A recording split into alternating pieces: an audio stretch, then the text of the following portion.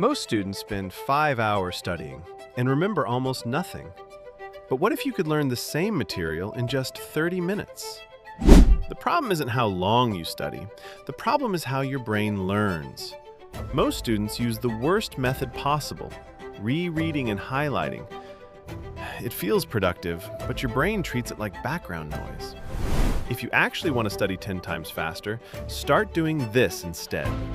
First, close the book and try to explain the idea from memory. If you can't explain it, you don't really understand it. Second, pretend you're teaching the topic to a 10-year-old. When you simplify ideas, your brain turns information into real understanding. And third, review the material after 1 day, 3 days, and 7 days. This is called spaced repetition, and it forces your brain to store the information in long-term memory.